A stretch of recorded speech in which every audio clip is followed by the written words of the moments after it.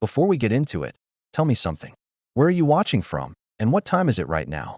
Drop it in the comments. I read every single one. And while you're here, make sure you subscribe and share this video with someone who loves history.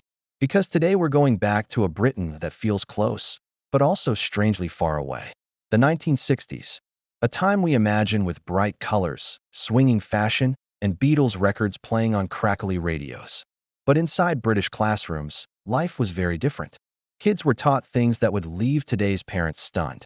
Some of it was strict, some of it was strange, and some of it, well, let's just say you wouldn't find it in any school today. Let's start with the most shocking one. Back then, teachers didn't just teach. They controlled everything. The classroom was run like a tiny kingdom. Standing up without permission, speaking at the wrong time, even looking bored could get you punished. And no, not just detention. The cane was a normal part of school life. A long stick kept at the teacher's desk for anyone who stepped out of line. Imagine that happening today. Parents would shut down the whole building. But in the 60s, it was simply seen as discipline. Children were also taught to copy text for hours.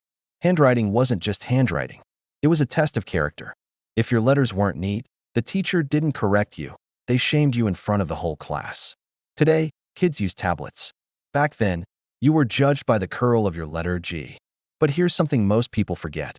In the 1960s, schools in Britain still taught a very filtered version of history. Kids were raised to believe the empire was a great adventure. Maps painted half the world in red. Teachers told stories of brave explorers and heroic missions. What they didn't mention were the uncomfortable details. Whole chapters were left out. Looking back now, you can see how differently the past was presented. Science lessons were another eye-opener. Safety rules existed, but no one followed them the way we do today. Kids handled chemicals with their bare hands. Some schools even let students heat glass over open flames without goggles. Teachers would say, "Just be careful." And that was the whole lesson. The food lessons were just as surprising. Home economics classes taught girls how to be good wives.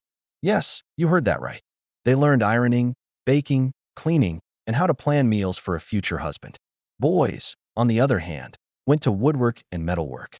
The idea of boys cooking and girls building furniture, that wouldn't even be considered. Today, that kind of separation would cause a national debate. Then there were the drills. School children practiced safety routines for emergencies that most of them didn't understand. Some schools did air raid drills left over from the war. Kids hid under desks as if the world might fall apart any minute. For a child in the 60s, fear wasn't explained. It was simply part of life. Now here's something interesting. For all its strictness, 1960s schooling also had moments of magic. Nature.